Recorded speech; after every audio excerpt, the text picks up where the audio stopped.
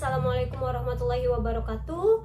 Perkenalkan, nama saya Puspa Lamia dengan nomor induk mahasiswa 250501010063. Pada kesempatan ini, saya akan mempresentasikan kerangka penelitian yang telah saya buat untuk memenuhi tugas ujian tengah semester di mata kuliah Pendidikan Pancasila dengan dosen pengampu Bapak Aditya Muhammad Maheswara, SHUM, MSI.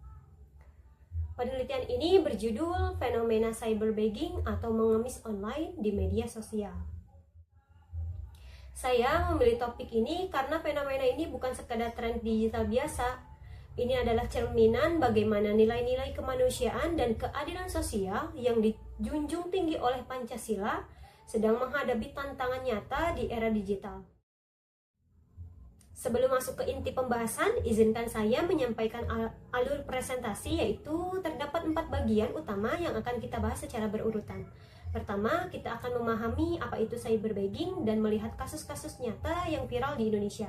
Kedua, kita analisis bagaimana fenomena ini berbenturan dengan nilai Pancasila, khususnya sila kedua dan sila kelima.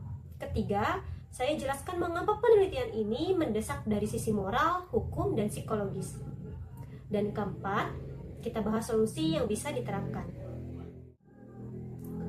Fenomena ini bukan sekadar teori, ada kasus-kasus nyata yang viral dan menjadi perhatian publik di Indonesia. Izinkan saya menyebut 2 di antaranya. Kasus pertama adalah seorang pria yang secara sengaja mandi lumpur di depan kamera live streaming di salah satu platform media yaitu TikTok demi menarik perhatian penonton dan mendapatkan kiriman gift yang bisa ditukarkan dengan uang. Kasus kedua adalah seorang lansia yang menggunakan gerakan meminta-minta di depan kamera agar penonton merasa iba, lalu mengirimkan hadiah juga secara digital dan bisa ditukarkan dengan uang. 2 kasus ini memiliki benang merah yang sama, yaitu kemiskinan dan penderitaan dijadikan tontonan yang bisa dimonetisasi. Ruang digital yang seharusnya menjadi sarana produktif justru berubah menjadi panggung eksploitasi diri demi keuntungan finansial secara instan. Sekarang, mari kita kaitkan fenomena ini dengan sila kedua Pancasila, yaitu kemanusiaan yang adil dan beradab, yang menegaskan bahwa setiap manusia memiliki martabat yang wajib dihormati. Dalam cyberbegging, martabat ini dilanggar. Pelaku sengaja merendahkan diri atau orang lain demi donasi, sehingga penderitaan manusia berubah menjadi komoditas yang dijual secara teoritis. Fenomena ini bisa dibedah melalui 2 konsep. Yang pertama, komodifikasi menurut Vincent Mosco tahun 2009, yaitu nilai kemanusiaan diubah menjadi nilai tukar ekonomi, di mana platform digital menempatkan logika pasar di atas martabat manusia. Yang kedua, hiperrealitas dan simulakra oleh Jean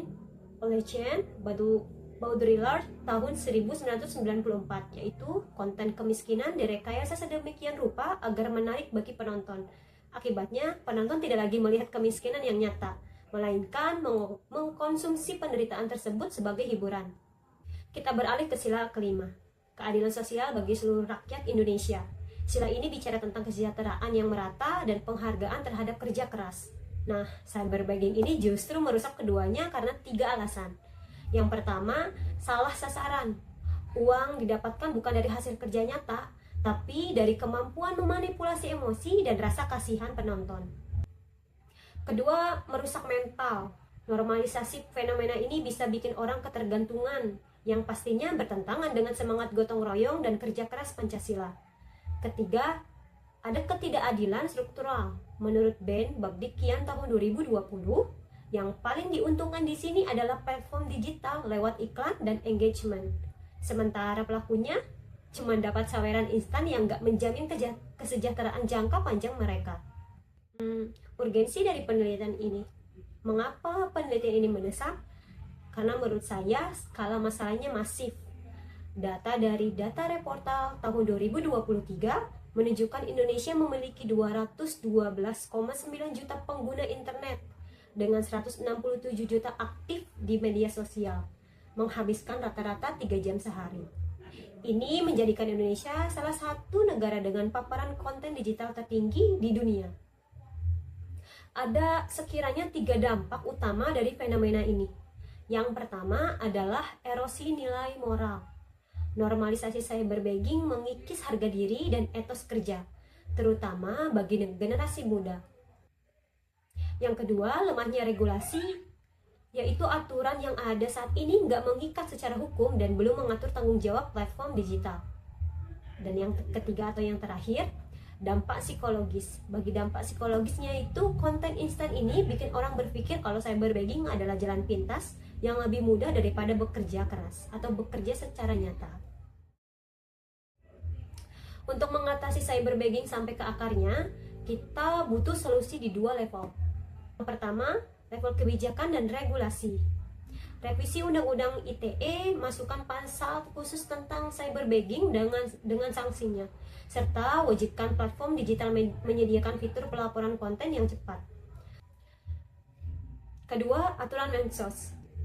Naikkan status surat edaran Mensos menjadi peraturan yang mengikat, lengkap dengan program rehabilitasi dan bantuan ekonomi buat pelaku yang memang kekurangan. Yang ketiga, sinergi antara Kominfo dan Kemensos, yaitu bikin sistem pemantauan live streaming bersama tanpa melanggar privasi pengguna. 2. Level kultur dan pendidikan karakter Pancasila. Yang pertama, literasi digital kritis. Sesuai teori Buckingham, literasi digital bukan cuma soal skill teknis tapi juga etika. Kita harus tanamkan nilai Pancasila ke kurikulum sekolah supaya generasi muda paham kalau cyberbullying itu tidak etis. Yang kedua, aksi nyata di lapangan. Bikin kampanye etika media sosial bareng influencer, buat modul etika digital, dan latihan komunitas lokal tentang ekonomi digital yang produktif. Yang ketiga, batasi monetisasi. Desak platform digital untuk memperketat fitur monetisasi dan langsung memblokir konten yang mengandung eksploitasi. Jadi, kombinasi regulasi yang tegas dan penguatan karakter Pancasila bakal jadi kunci buat menyelesaikan masalah ini, mulai dari ketimpangan ekonomi sampai erosi moral bangsa. Sebagai penutup, izinkan saya merangkum 3 poin utama di seluruh presentasi ini. Yang pertama, yaitu soal martabat. Cyberbullying bukan tren yang media sosial biasa, tapi fenomena yang melanggar sila kedua Pancasila dan mengubah martabat manusia menjadi komoditas digital. Kedua, ini soal keadilan. Fenomena ini mengancam sila kelima Pancasila karena membangun ekonomi berbasis manipulasi rasa kasihan, bukan kerja produktif atau kerja nyata, sehingga merusak mental gotong royong kita. Yang ketiga, butuh solusi sinergis. Kita nggak bisa cuma pakai satu cara. Regulasi hukum yang tegas harus berjalan beriringan dengan literasi digital berbasis karakter Pancasila untuk menyasar akar masalahnya. Ruangan digital adalah cerminan nilai bangsa kita.